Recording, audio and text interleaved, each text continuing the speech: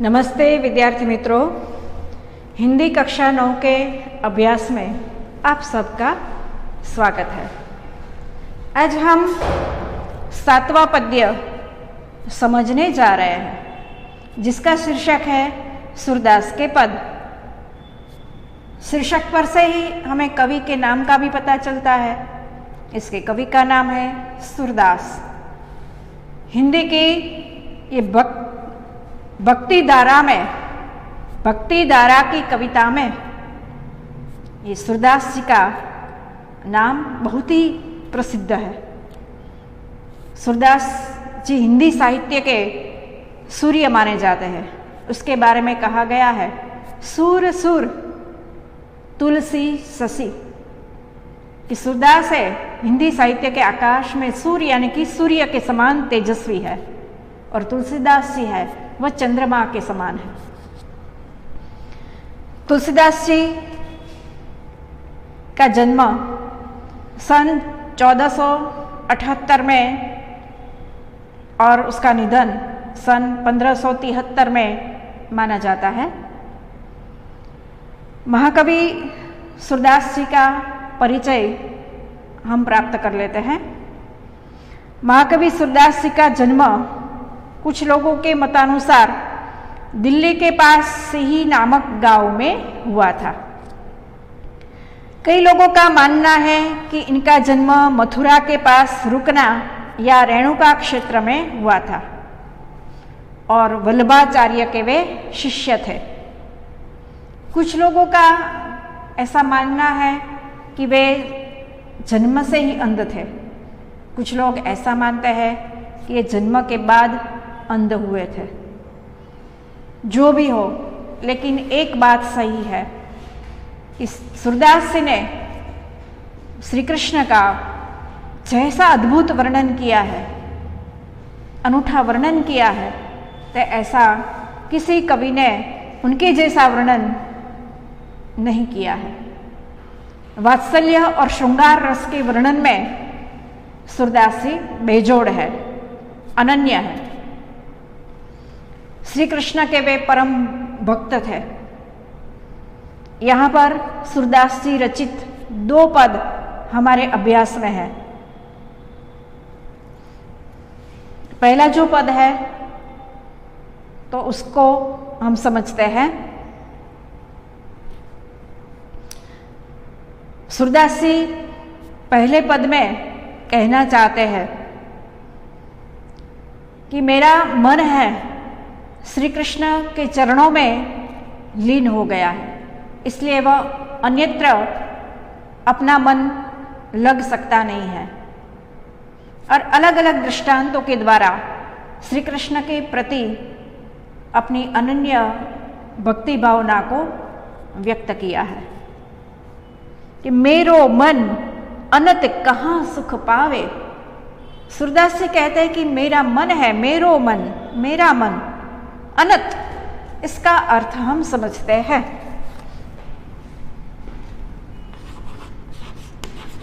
अनत इसका अर्थ होता है अन्यत्र।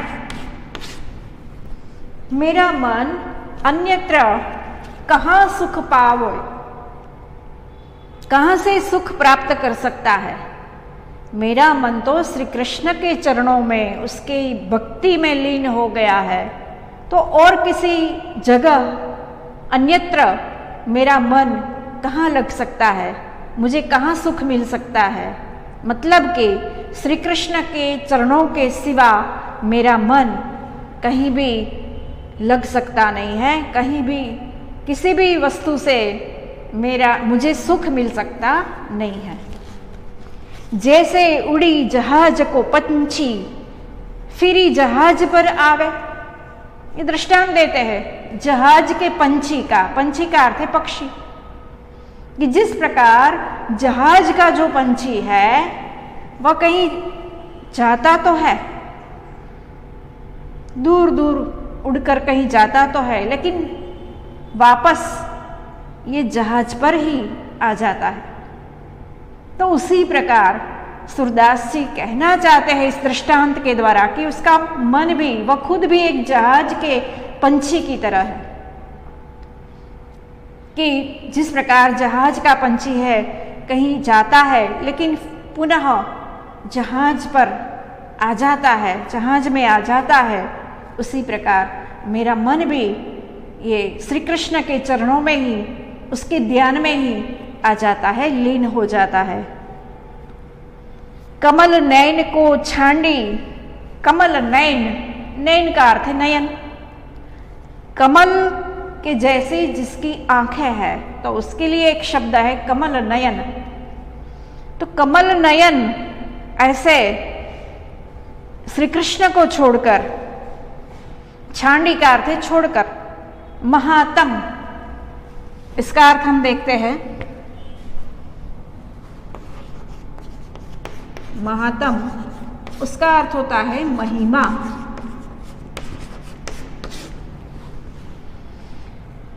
कि कमल नयन श्री कृष्ण की महिमा को छोड़कर, इसकी जो इतनी अपार महिमा है, तो इसकी अपार महिमा को छोड़कर और देव को ध्यावे, ध्यावे मतलब कि ध्यान करना, कि कमल के जैसी आंखों वाले श्री कृष्ण की महिमा अपार है, तो उसकी महिमा को छोड़कर, उसके गुणगान को छोड़कर मैं क्यों दूसरे देवता का ध्यान करूं।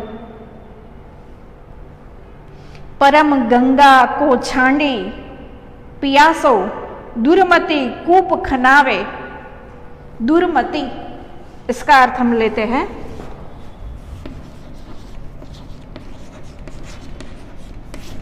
उसका अर्थ होता है मूर्ख। परम, परम का अर्थ होता है पवित्र।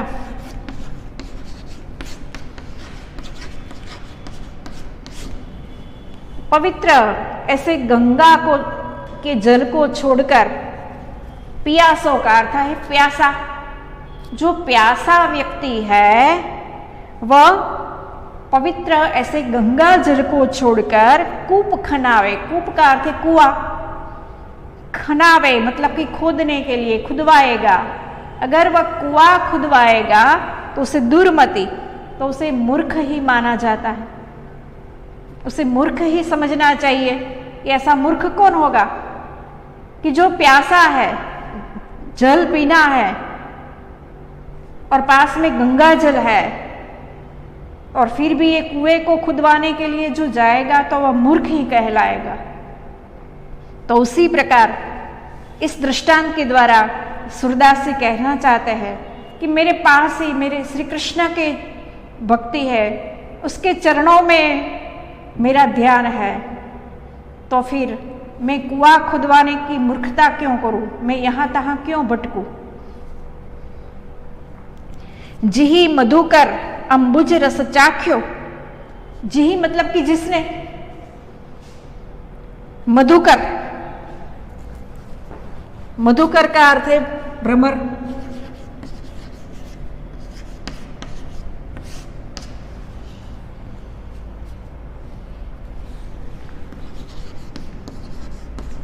भौरा, अंबुज का अर्थ देखते हैं। अंबुज का अर्थ है कमल, कमल का पुष्प। देखिए अंबुज, ज मतलब कि जन्म लेने वाला, अंबुज, अंबु એટલે કે यानी कि पानी, पानी में जन्म लेने वाला यानी कि कमल। कि जिस भ्रमर ने, जिही मधुकर, जिस भ्रमर ने अंबुज रस चाख्यो, कमल के पुष्प का रस चख लिया हो, क्यों करील फल भावे। करील, करील का अर्थ है कांटेदार पेड़। कांटेदार जो पेड़ होता है उसके फल को क्यों उसे अच्छा लगेगा। एक कांटेदार, एक सामान्य पौधा है कांटेदार, तुच्छ पौधा, तो उसका जो फल है तो उसे, उसको वह क्यों पसंद करेगा। कि जिसने, जिस भौरे ने कमल के पुष्प का रसपान किया है, तो उसको छोड़कर वह कांटेदार पेड़ का ये फल खाने के लिए क्यों जाएगा, उसे क्यों पसंद करेगा। तो इसके द्वारा, भ्रमर के दृष्टांत के द्वारा और कमल के पुष्प रस और उसका रसपान, इसके द्वारा कवि यह कहना चाहते हैं कि मैंने तो श्री कृष्ण की भक्ति में मेरा मन लीन हो गया है, उसमें मुझे इतना आस्वाद आ रहा है, अपने ये जीवन की मैं धन्यता समझता हूँ, श्री कृष्ण के चरणों में अपना जीवन सार्थक लगता है। तो उस सार्थकता को देखकर ये दूसरी बातों में मेरा मन क्यों लगेगा। सूरदास प्रभु कामधेनु तजी, सूरदास कहते हैं कि अंतिम पंक्ति में कवि के नाम का उल्लेख होता है, तो यहाँ पर सूरदास जी के नाम का भी उल्लेख है। इससे हमें पता चलता है कि यह सूरदास का लिखा हुआ पद है। सूरदास कहते हैं कि कामधेनु तजी, कामधेनु एक ऐसी दिव्य गाय है कि सभी मनोकामना, सभी इच्छाओं को पूर्ण करती है। तो ऐसी कामधेनु जिसके पास है, तो उसको छोड़कर छेरी कौन दुहावे। छेरी का अर्थ, इसका अर्थ होता है बकरी। बकरी को कौन ये दुहाने के लिए जाएगा, दोहने के लिए उसे कौन जाएगा कामधेनु को छोड़कर। कि ऐसी दिव्य स्वर्ग की ये दिव्य गाय, सभी मनोरथ पूर्ण करने वाली गाय ऐसी कामधेनु है, तो फिर उसे छोड़कर बकरी दुहाने के लिए कौन जाएगा, ऐसी मूर्खता कौन करेगा। तो श्री कृष्ण की उसके पास भक्ति है, श्री कृष्ण है, तो उसे छोड़कर, उसकी भक्ति को छोड़कर वे दूसरी चीज में वह क्यों ये लुब्ध हो, क्यों मोहित हो। तो ये तो मूर्खता ही होगी। तो अलग अलग दृष्टांतों के द्वारा सूरदास जी श्री कृष्ण के प्रति अपनी अनन्य भक्ति भावना व्यक्त करते हैं। अब हम दूसरा पद समझते हैं। उस दूसरे पद में कवि सूरदास जी ने बाल कृष्ण का बड़ा ही मनोहर वर्णन किया है। शोभित कर नवनीत लिए, कर का अर्थ है हाथ, और ऐसा अद्भुत वर्णन किया है बाल कृष्ण का कि ये वर्णन सुनकर भी हमारे सामने बाल कृष्ण की ये मनमोहक छवि हमारे सामने ये खड़ी हो जाती है। कर का अर्थ है हाथ, शोभित कर नवनीत लिए। तो नवनीत का अर्थ समझते हैं, नवनीत का अर्थ होता है मक्खन। कि बाल कृष्ण अपने हाथों में, अपने छोटे छोटे कोमल हाथों में उसने मक्खन लिया है। तो ऐसे मक्खन लिए हुए बाल कृष्ण बड़े ही शोभित, बड़े ही सुंदर दिखते हैं। घुटुरनी चलत रैनु तन मंडित, मुख दधि लेप किए। देखिए सूरदास जी ने क्या अनूठा वर्णन किया है कि घुटुरनी चलत, कि घुटनों के बल पर वे चलते हैं। बाल कृष्ण भी छोटे हैं, पैरों पर खड़े होकर वे चलना भी नहीं सीखे हैं, घुटनों के बल पर वे चल रहे हैं। घुटरुनी चलत रैनु तन मंडित, रैनु का अर्थ धूल, तन मंडित, तन का अर्थ शरीर, तन यानी कि शरीर, मंडित का अर्थ होता है शोभित है। उसका शरीर है, वह घुटनों के बल पर चलते हैं, इसलिए उसके शरीर है, उस शरीर पर ये धूल लगी हुई है। तो फिर भी वह सुशोभित लगते हैं, बड़े ही शोभित सुंदर लगते हैं। मुख दधि लेप किए, और मुख पर दही का लेप किया हुआ है, ऐसे बाल कृष्ण दिखते हैं। कि चारु कपोल, आगे अभी बाल कृष्ण के ये स्वरूप का वर्णन करते हुए कवि लिखते हैं कि चारु, चारु का अर्थ है सुंदर, कपोल इसका अर्थ हम समझते हैं, कपोल का अर्थ है गाल, चारु का अर्थ है सुंदर।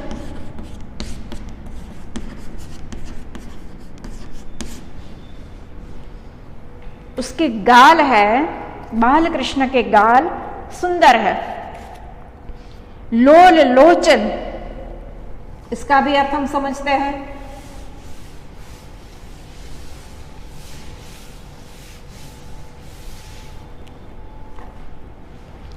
लोल शब्द,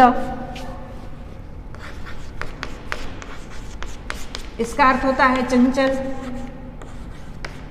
लोचन का अर्थ होते हैं, लोचन का अर्थ होता है आंखें।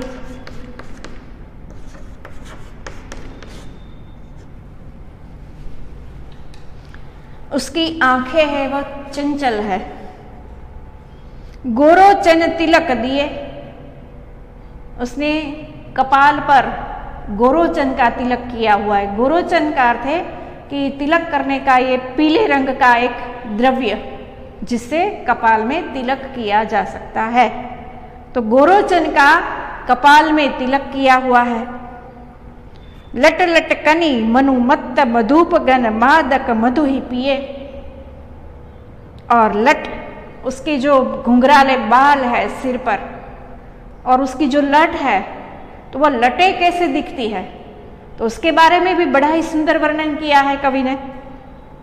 सूरदास से कहते हैं कि ये लट है जो लटकती है, तो सिर पर जो दोनों ओर लट लटकती है तो ऐसी लगती है मनु। मनु का अर्थ है मानो। मत्त, मत्त का अर्थ है मदमस्त। मधुपगन, मधुप का अर्थ है भ्रमर।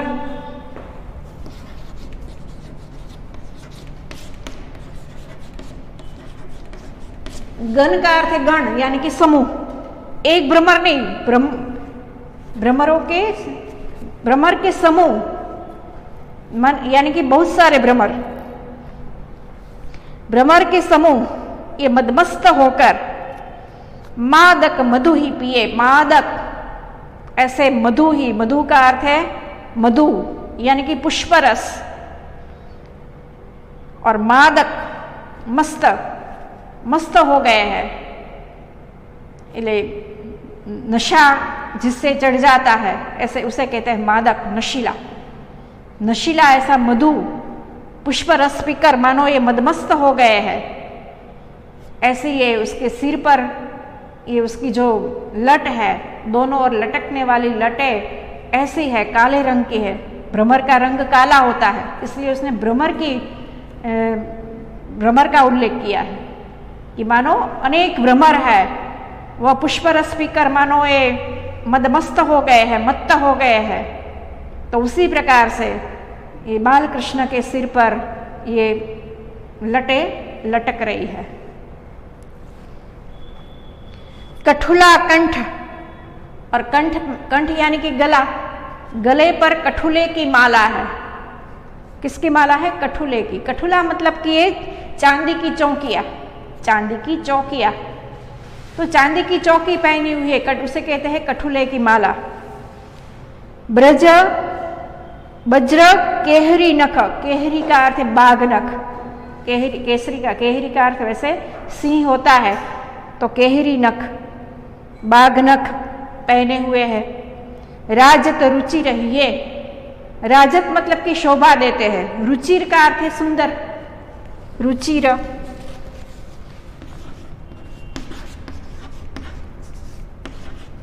यानी कि सुंदर।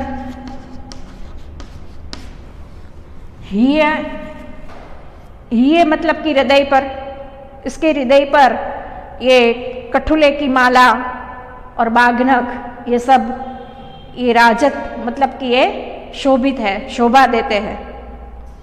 धन्य सुर एको पल इही सुख, का सतकल्प जिए।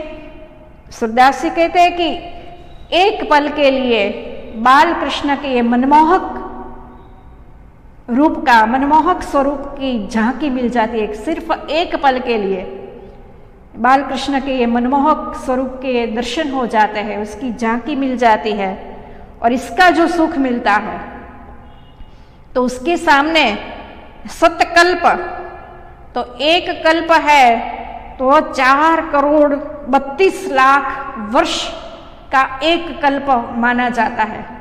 तो सत का अर्थ 100, 100 कल्प भी जीने का कोई अर्थ नहीं है। 100 कल्प तक जीना भी उसके सामने तुच्छ है कि एक पल के लिए ऐसे बाल कृष्ण की ये स्वरूप का हमें दर्शन हो जाता है, उसकी झांकी मिल जाती है और जो सुख मिलता है तो उसके सामने 100 कल्प तक जीने का हमें वरदान मिले ना, सुख मिले ना, तो भी वह तुच्छ है।